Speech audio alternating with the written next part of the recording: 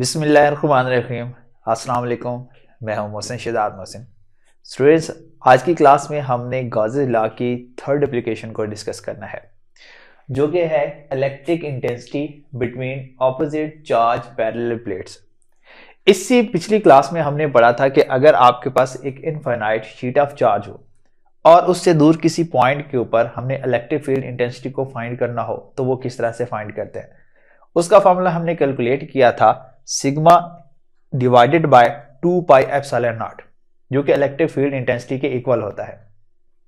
अब हमने ये स्टडी करना है कि अगर हमारे पास दो प्लेट्स हैं जो कि ऑपोजिट चार्ज रखती है, एक के ऊपर पॉजिटिव चार्ज जबकि दूसरे के ऊपर नेगेटिव चार्ज, इन दो प्लेट्स के दरमियान में किसी एक पॉइंट पर अगर हमने इलेक्ट्रिक फील्ड इंटेंसिटी को कैलकुलेट करना हो तो वो किस तरह से करते होते हैं।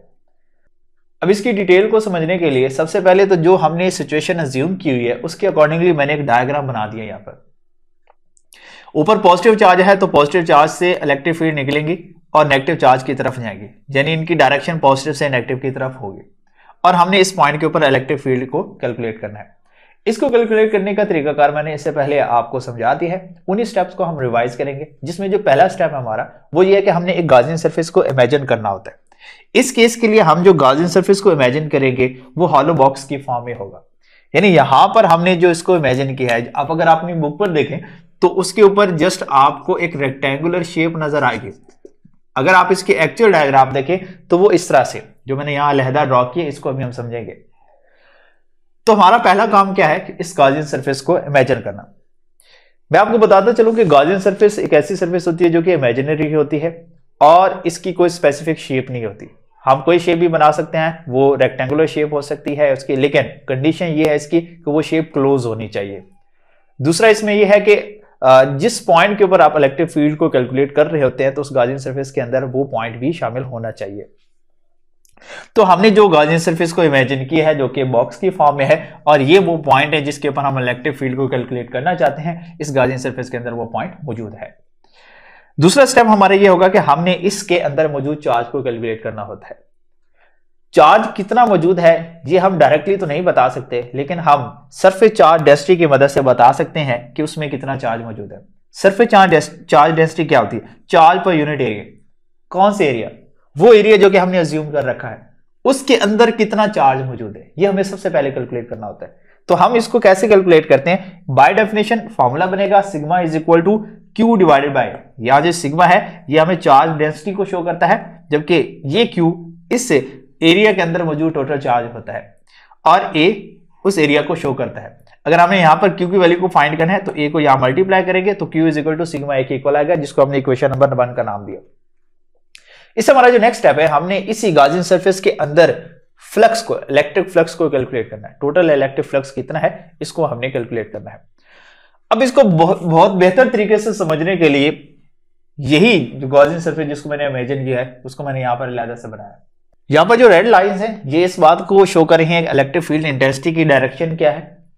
और क्योंकि ये हमने एक क्यूबिकल शेप बनाई है तो और हमें मालूम है कि क्यूबिकल शेप की जो साइड्स होती हैं वो टोटल 6 होती हैं। हर एक साइड का अलग-अलग वेक्टर एरिया होगा, तो सब वेक्टर एरियाज को मैंने यहां पर ड्रॉ किया। अगर मैं इसकी लेफ्ट साइड की बात करूं तो उसका वेक्टर एरिया ये होगा। अब वेक्टर एरिया किसी भी सरफेस के ऊपर नॉर्मल होता है, यानी परपेंडिकुलर होता है, तो सरफेस के साथ उसका एंगल 90 डिग्री होता है। इस साइड का वेक्टर एरिया ये है, नीचे वाली साइड का वेक्टर एरिया यहां पर बनाया, जबकि ऊपर वाली साइड का वेक्टर एरिया अपवर्ड डायरेक्शन में है। इसके अलावा दो साइड्स और होती हैं जो कि इसकी पिछली साइड होगी और आगे वाली साइड होगी। पिछली साइड को मैंने यहां पर शो किया और उससे आगे वाली साइड को यहां पर लिखा है।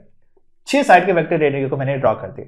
अब 6 साइड हैं तो 6 दफा हमें इलेक्ट्रिक फ्लक्स का फॉर्मूला लगाना पड़ेगा, तो मैंने इसको 6 दफा लिख दिया। अब 1 बाय 1 डिस्कस करते हैं, क्योंकि इलेक्ट्रिक फ्लक्स का जो फॉर्मूला होता है वो होता है phi is equal to E A cos theta. हमने यहां पर इलेक्ट्रिक फील्ड इंटेंसिटी को भी देखना होता है। यहां ए से मुराद वेक्टर एरिया होता है, ठीक है, और ये जो थीटा होता है इलेक्ट्रिक फील्ड इंटेंसिटी यानी इलेक्ट्रिक फील्ड और वेक्टर एरिया के दरमियान में बनने वाला एंगल होता है।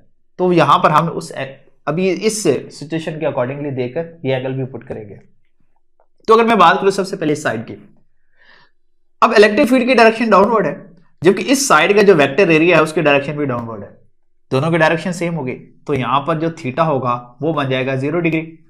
अब थीटा 0 डिग्री है तो हमने ई ए कॉस 0 डिग्री लिखा, प्लस अब इस साइड को देखें तो इलेक्ट्रिक फील्ड की डायरेक्शन डाउनवर्ड, और जबकि वेक्टर एरिया के डायरेक्शन ये है, तो दोनों के दरमियान में एंगल 90 डिग्री बनेगा, तो यहां पर हमने लिखा 90 डिग्री।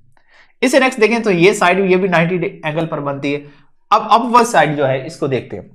ऊपर वाली साइड का अगर एंगल देखें इलेक्ट्रिक फील्ड के साथ, वो एंगल तो 180 बनता है, लेकिन ये जो साइड है ये इन प्लेट्स के अंदर मौजूद है। अब प्लेट के अंदर कोई चार्ज मौजूद नहीं होता, तो वहां पर इलेक्ट्रिक फील्ड भी मौजूद नहीं होगा, इसी वजह से यहां पर हमने इलेक्ट्रिक फील्ड की जगह पर 0 पुट किया है। इससे नेक्स्ट अगर आप इसकी पिछली और अगली साइड को देखें तो वो भी इलेक्ट्रिक फील्ड के साथ जो एंगल बनाती हैं वो 90 डिग्री होता है, तो ये 90 डिग्री एंगल यहां पर लिख दिया। तो 6 साइड है, तो 6 साइड को अलग अलग हमने फॉर्मूला लगाना है इसका, और हर साइड के ऊपर हमने इसका एंगल चेक करना है।